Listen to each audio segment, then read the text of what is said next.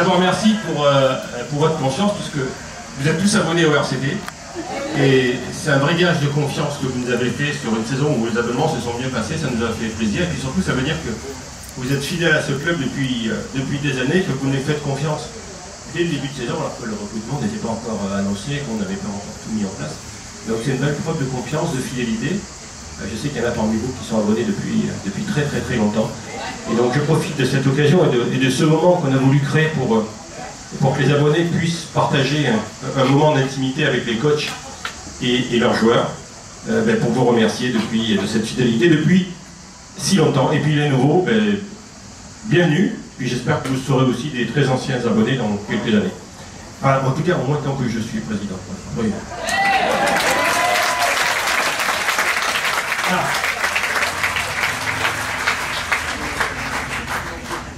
Le premier principe, donc on va voir comment ça fonctionne, parce que c'est la première année qu'on fait ça. C'est, bon, je vais vous présenter les coachs, vous les connaissez.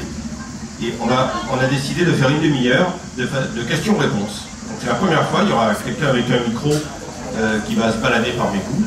Et donc, ceux qui le souhaitent pourront poser la question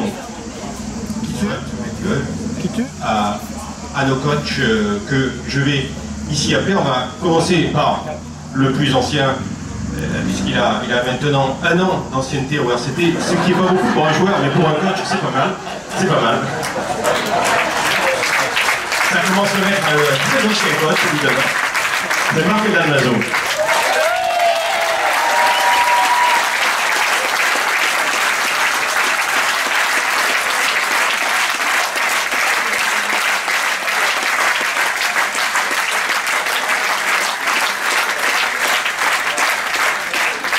Alors, lui, il nous arrive, il va s'occuper des skills, des 3 quarts, il nous arrive de Béziers, il était joueur à Perpignan, entre autres, Magny-Edmond.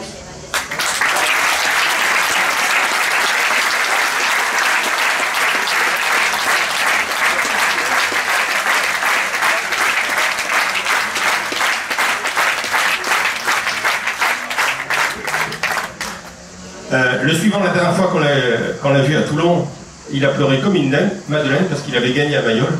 Il m'avait énormément énervé. Je ne l'aurais pas signé ce soir-là. En même temps, un peu grâce à lui, même s'il y est pour rien, mais il ne le savait pas, on a fait le doublé cette année-là. Fabrice Lambeau.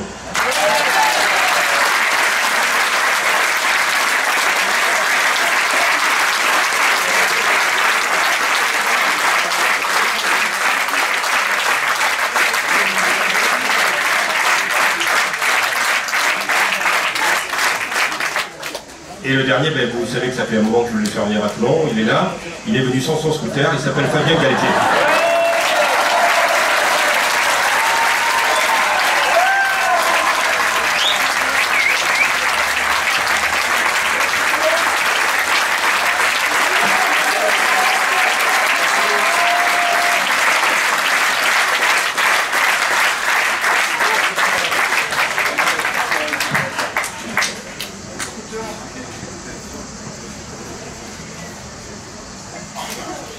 Tu veux nous chanter une chanson peut-être? Non, pas encore. Parce qu'à Mayol, quand tu venais, souvent on te réclamait une chanson. Tout en les habitant, quand on commence à encaisser, à prendre des points, tout en chanson.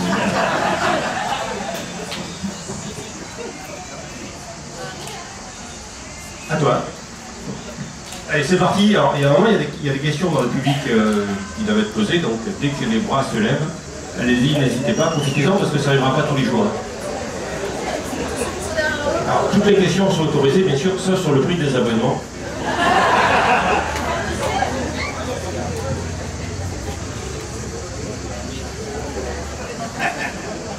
Eh bien, ça va arriver. Ça va arriver. Je suis abonné de longue date. De longue date, c'est-à-dire? C'est quoi de longue date? À bonus. Ah, bonus, mais ouais, le bonus, c'est depuis combien de temps? Oh, pas mal d'années. Ouais, mais pas mal, ça veut dire.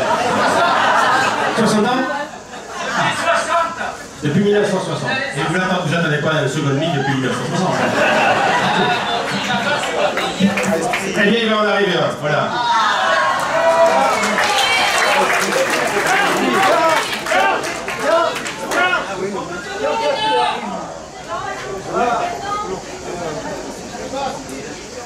Ah, c'est une question sans réponse.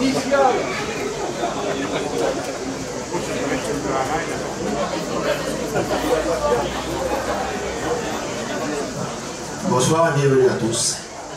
Je voudrais simplement poser la question, est-ce que le style de Toulon, de jeu de Toulon, risque de changer cette année? C'est-à-dire, est-ce qu'on va plus avoir d'avant 3 quarts ou toujours le même style?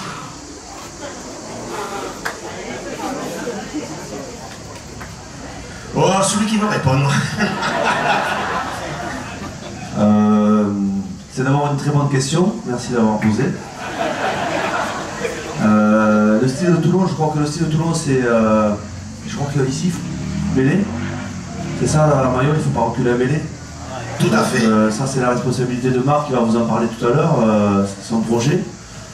Et c'est vrai que, enfin, Toulon, si je m'abuse, a évolué un petit peu dans le temps. C'est vrai que sur la fin de saison dernière, c'était un style plus frontal, on va dire, avec moins de passes, mais il y a 3-4 ans, il y avait quand même un rugby qui avait de la vitesse, où les joueurs se faisaient des passes. Donc, je crois qu'on essaie de construire un rugby équilibré, on va dire. Équilibré, c'est-à-dire, il faut avancer à ce jeu, vous le savez très bien, il faut être capable de mettre de la pression sur la défense, il faut exploiter les forces qui sont quand même la puissance de cette équipe.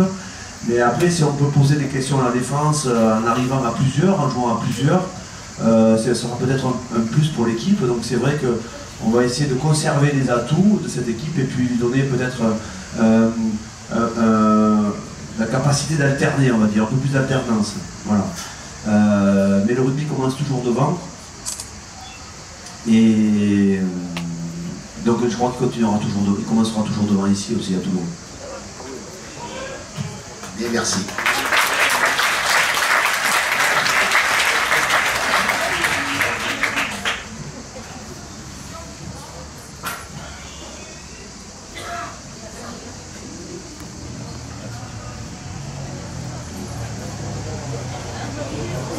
Bonsoir, abonné depuis une quinzaine d'années. Je voudrais savoir si dans l'année on va pouvoir avoir au niveau du demi d'ouverture et de la mêlée nos deux jeunes, Méric Belot.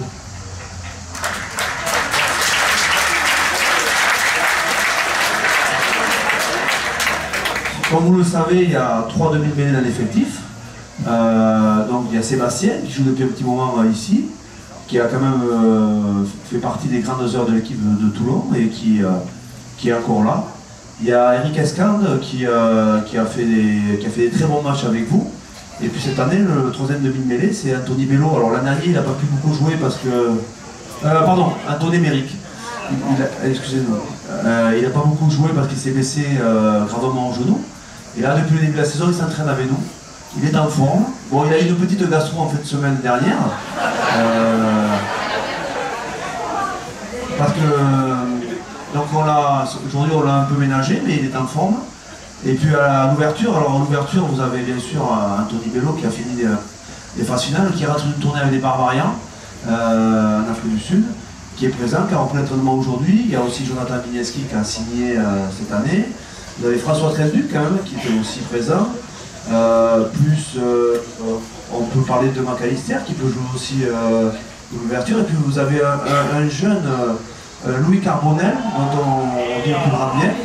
Donc on va faire attention à tous ces joueurs, voilà. Et il y a du monde, ça fait la concurrence, c'est bien, ça fait de l'émulation, c'est bien. On est satisfait d'avoir tous ces joueurs à disposition. Et on fera très attention à tout le monde.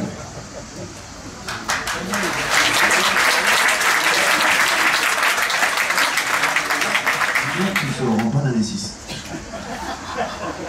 Bon après vous connaissez la suite hein. Et j'ai pas le scooter par contre.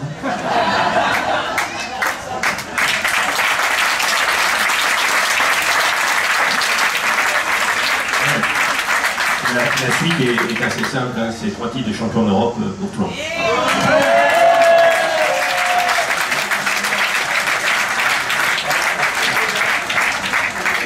Besoin de scooter pour ça. Bonsoir, petite question pour M. Galtier. J'aurais voulu savoir, on connaissait les doublons pour les joueurs. Je crois que vous gardez votre poste à France Télévisions pendant le temps à destination. Et donc j'aurais aimé savoir comment le staff allait gérer cette période parce que pour nous c'est tout nouveau. Et je crois savoir qu'à l'UBB ça n'a pas eu un grand succès, donc je m'inquiète un peu. Je vais d'abord laisser la parole au président qui va vous parler du sujet, peut-être. puis après je répondrai. Moi, c'est moi qui ai demandé à Fabienne de conserver son poste à France 2 parce que sincèrement, je pense que c'est pas un énorme handicap. D'abord parce que ça concerne assez peu de matchs quelque part. C'est pas les doublons, c'est les matchs de l'équipe de France. Dans les doublons, il y en a peut-être, je crois, 2 ou 3. On a connu ça par contre avec Bernard Laporte, je ne sais pas si vous vous souvenez, quand il a signé à Toulon, il a commenté la Coupe du Monde jusqu'au match de Brive. Et ensuite il a recommenté la Coupe du Monde l'année dernière, hein, si mes souvenirs. Oui, l'année dernière, enfin début de saison. Et ça s'était pas trop mal passé. Donc moi je fais comme. Et puis bon, on a un staff, on a quand même des gens, on a un staff de qualité. En fait, celui qui prend le plus de risques, c'est Fabien, c'est parce que lorsqu'il part commenter des matchs, on en met 50 à tout le monde, on se posera des véritables questions sur son utilité, quelque part. Voilà. Donc c'est lui qui se met en risque. Dans les deux cas, je suis perdant. Parce que si on perd, on dira que c'est pas bien. Et si on gagne, eh bien, on dira que tout va bien, quoi. Donc dans les deux cas, je suis perdant. Ouais.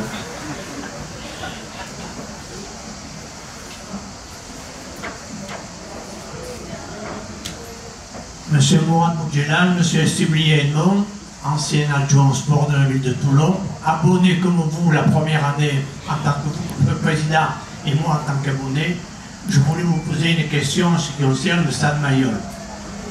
Je suis passé ce matin pour voir que les travaux étaient presque terminés dans la tribune que vous voudrez bien que tous les Toulonnais s'appellent Éric Melville. C'est donc ma question.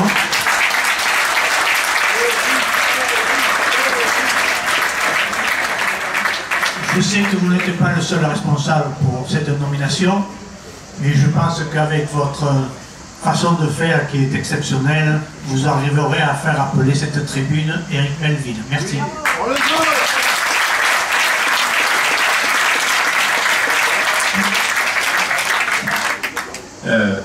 Écoutez, moi pour tout dire, je ne suis pas le décisionnaire, donc c'est le maire, Hubert Falco, qui décide. Moi j'en ai parlé avec lui.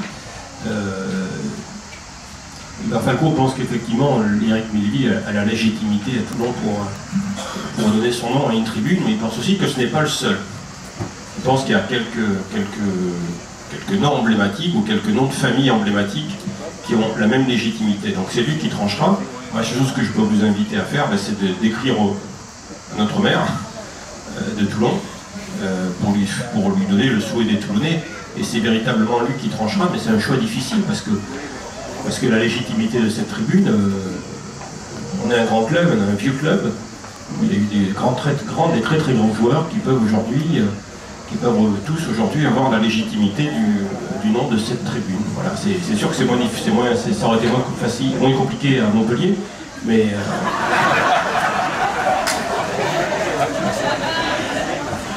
le Mamus, on s'entend très bien avec Montpellier. Mais bon, voilà, le fait d'avoir eu des joueurs vraiment emblématiques, et je parle de l'époque avant 2000, hein, on a vraiment eu des joueurs, je ne vais pas vous donner de noms, mais quand même, je ne sais pas, j'ai connu ça va de Gruyarin en passant par Christian Carrère, Eric Champ, la famille Herrero, Jérôme Gallion, il y a beaucoup de très grands noms aujourd'hui qui... Ils sont vivants. Eric, il est plus là. Oui, je sais bien qu'ils sont vivants, mais... Le critère, il est important. Mais moi, je ne suis pas le décisionnaire. Il est deux fois champion de France, Éric Melville. Et on le voit. Moi, je vous dis sincèrement, je ne suis pas hostile, mais je n'ai pas la décision, c'est le maire de Toulon qui l'a, et je pense que personne ne peut le soupçonner de sous-estimer l'importance d'Éric Melville au rugby club toulonnais. Je veux dire, il a vécu cette époque. Par contre, je pense qu'il doit faire des arbitrages et surtout trouver des équilibres entre tout le monde, donc c'est son rôle, et je pense qu'aujourd'hui c'est à ça qu'il réfléchit.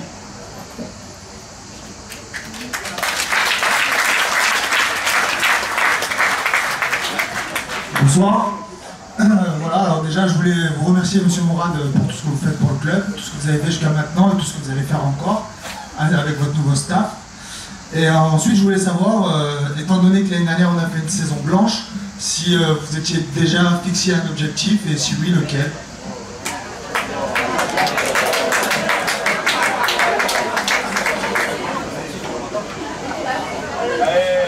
Alors, je vais donner la parole à mes équipiers, mes coéquipiers, parce que j'ai fait que parler, donc Fabrice, Je passe le cadeau. Merci, Fabien. Merci pour la question. Écoutez, nous, je pense que le passé proche du RCT, il est exceptionnel. Il nous semble qu'on est, on est nouveau, hein, on est porteur d'un sacré héritage et on ressent énormément d'attentes. Quand on est nouveau, il faut avant tout faire preuve de beaucoup d'humilité. D'abord respecter les adversaires et puis essayer ensemble de s'écrire une histoire, d'apprendre à respirer le même air. Et les objectifs, je pense qu'on va les inscrire match après match. Dire quelque chose comme ça aujourd'hui, honnêtement, à la volée, on ne connaît pas suffisamment bien notre groupe, on n'a pas encore bien pris notre groupe en main, ça va se décider tout ça dans quelques jours. Mais tout ce que je peux vous garantir, c'est que chacun d'entre nous, on va donner le meilleur de ce que l'on a. On va essayer de se challenger pour proposer aux joueurs le meilleur et faire en sorte d'insuffler quelque chose qui va leur donner de l'appétit et essayer de regarder le trophée, mais il faut bien prendre conscience de la concurrence. Il y a un vrai potentiel à nous aujourd'hui de faire en sorte de mettre les bons process, d'avoir la bonne énergie, la bonne atmosphère de travail et donner énormément de confiance aux joueurs. Et après, c'est le terrain qui parlera. Et en fonction de nos résultats, peut-être qu'on pourra mettre les objectifs les uns après les autres. C'est ce que je peux vous dire.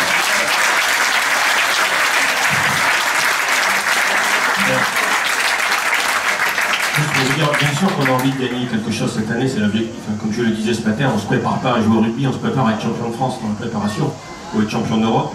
La seule chose, c'est que je ne voudrais pas minimiser ces dernières saisons, mais est-ce que vous vous rendez compte quand même que du challenge qu'on a réussi, on est le seul club français à être qualifié pour les demi-finales 6 ans de suite. Aucun ne l'a fait.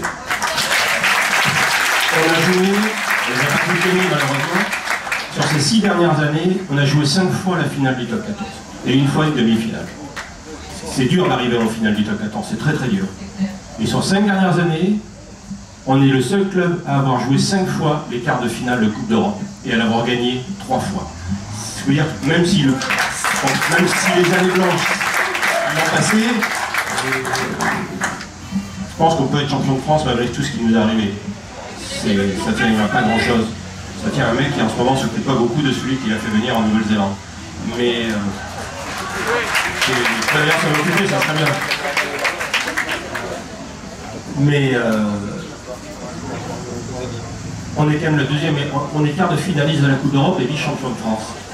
Je veux dire, si les mauvaises années, on continue à être ça, voilà, donc c'est déjà quand même pas mal dans le contexte actuel. Je ne sais pas si vous vous rendez compte des armadas qu'il y a dans le top 14, de la force de ce top 14 aujourd'hui, c'est très dur. Moi, la seule chose que je peux vous dire, c'est que le staff travaille énormément, que moi j'ai repris beaucoup de plaisir à présider ce club, et que j'ai vraiment de... C'est facile à dire, en début de saison, il y a toujours tant de gens qui vous disent le groupe vit bien, mais là j'ai vraiment de bonnes sensations. Je trouve que ça me rappelle un petit peu il y a 5-6 ans, quand il y a un grand show avec des petites lunettes rondes qui est arrivé et qui a mis beaucoup d'énergie, beaucoup de trucs, à donner l'envie de gagner. Et moi je peux vous garantir qu'il y a quelque chose qui se repasse dans le club. Alors ça se verra sur le terrain certainement, peut-être pas dès le premier match, mais il y a quelque chose qui...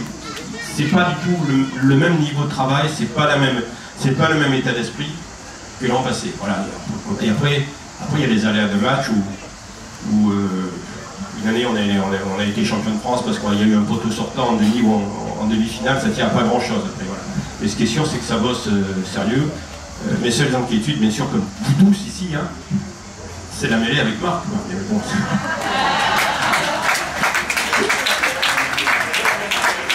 on va avoir une mêlée qui va tenir, Marc. Il va tenir là-haut. Mais je l'espère. Bon, on n'a pas été très performant au début de saison. La fin de saison a été plus meilleure, donc j'espère qu'on a travaillé dur la fin de saison. Je crois que le travail de l'année dernière va certainement servir pour cette année pour qu'on ait une mêlée qui tienne la route et qui puisse faire jouer les 3 quarts et qui mette un certain état d'esprit à Mayol. pour que justement vous nous aidiez à passer quelques étapes pour aller jusqu'en finale. Non mais je disais ça en m'amusant parce que je voulais féliciter Marc aussi pour la saison passée.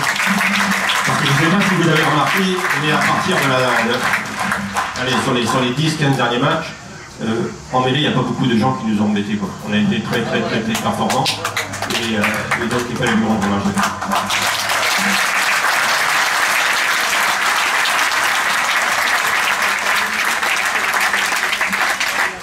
Bonjour, j'aurais une question. Jean-Marie, à Guérin, fils de Besagne et abonné final depuis 2 ans aussi. C'est juste une question technique. Est-ce que le son sera amélioré Parce que ça fait 2 ans, j'ai envoyé un courrier en mairie, on m'a répondu, ça va. Mais bon, est-ce que je remercie déjà la mairie d'avoir fait toutes les nouvelles améliorations pour cette année, mais est-ce que le son en direction de finale sera réparé? Écoutez, on y travaille. Pour l'instant, sans vous faire de secret, je m'occupe d'abord de l'image. Mais je vous promets qu'ensuite on va s'occuper du son parce que ça fait plein de gens vont remonter. Il y a un problème technique à régler, mais on va encore insister auprès de la ville parce que la sono n'est pas très ancienne, elle est, je sais pas, 5-6 ans. Elle est très performante et c'est absolument anormal. Donc on va s'en occuper. N'hésitez pas là aussi à écrire à la ville, hein, parce que ça nous écrivez encore, envoyez des mails, faites du sitting devant la mairie. Mais on va y travailler. Voilà. Mais pour l'instant, on va s'occuper de l'image. Je dis parce que le son c'est bien, mais s'il y en a un joli spectacle. Ça fait partie du spectacle. Oui, c'est bien, c'est moi qui choisis les musiques et tout. Merci. Si on l'entend mal en finale, voilà, c'est pas très agréable. On a promis qu'on en est conscient et on va essayer d'améliorer les choses.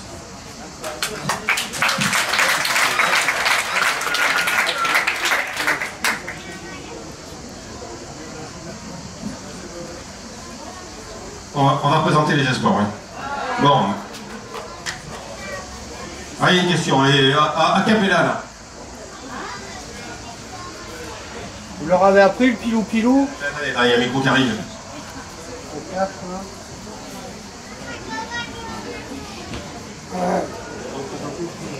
Bonjour à tout le monde déjà. Et voilà, comme je disais, je suis un jeune abonné depuis 4 ans. Je fais tous les déplacements, demi-finale, finale, quart de finale, donc avec mes enfants, qui sont quand même d'un certain âge. Je voudrais poser une question à Galtier, comme c'est le nouveau coach. Nous, on a un super joueur comme Tuisova, et même j'ai beaucoup d'amis clermontois, on se réunit souvent.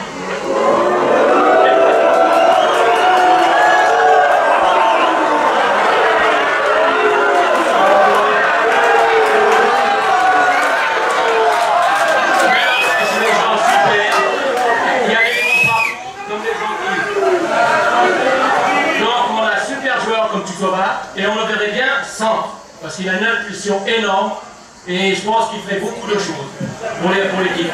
Alors, c'est une très bonne question. D'ailleurs, je vais passer Mani Aymon, qui se coupe du 3K et qui va vous dire ce qu'il en pense. Bonsoir à tous. Merci pour votre question. Pour l'instant, je ne sais pas comment répondre à cette question parce que on n'a pas eu l'opportunité d'entraîner tous les sauvés ici en ce moment, donc on attend qu'ils reviennent en fin de mois.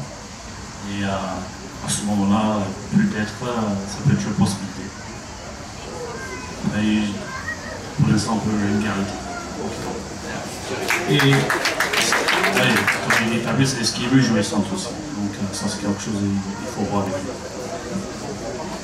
Et pour rebondir sur la question, vous voudriez qu'il joue centre? Même si par hasard, mais vraiment par hasard, parce qu'on est entre nous. Donc, on avait un central black champion du monde, il jouerait centre quand même ou... C'est par hasard, hein, je sais pas. Mathieu Hamel. Enfin, j'ai dit une bêtise. Un deuxième central black champion du monde, qu'on a déjà. Vous devriez centre quand même. Mais bon, je dis ça.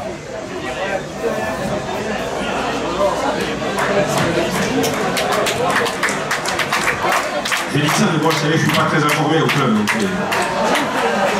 il y a peut-être un centre en All Black à signer, on me l'a pas dit, mais bon, je vais aller voir. Bon, j'ai une petite dernière question, abonné depuis 1964.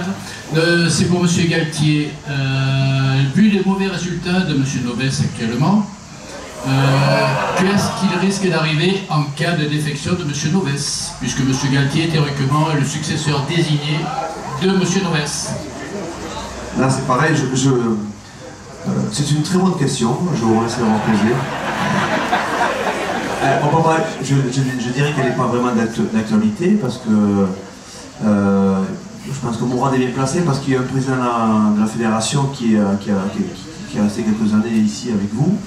Je ne crois pas honnêtement qu'il y ait un changement d'entraîneur d'ici quelques années.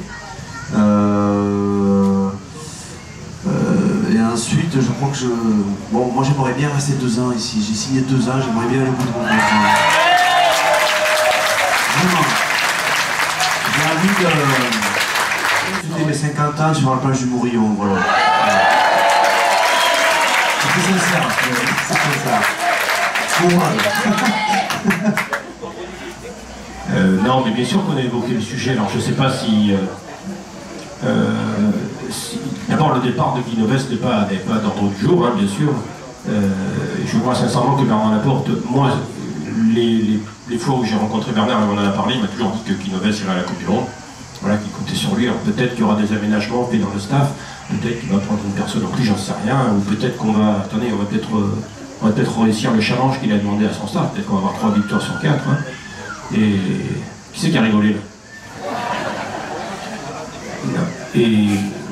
Mais sincèrement, je peux me penser, c'est pas mon choix, mais Guy Novès ira à la Coupe du Monde. Mais c'est souhaitable, puisque ça fait 2 ans qu'il travaille maintenant pour l'équipe de France, et je pense qu'il fera la Coupe du Monde. Voilà. Après, on verra. Mais il y a une deuxième question, parce que peut-être que tu feras plus de 2 ans, parce que si Guy Novès gagne la Coupe du Monde, eh oui, et le risque 0 n'existe pas. Hein.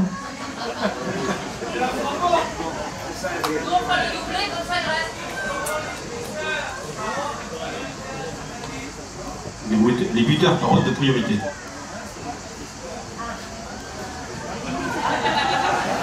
Le premier, le second et le troisième. Je l'ai volé à Marc. Merci Marc.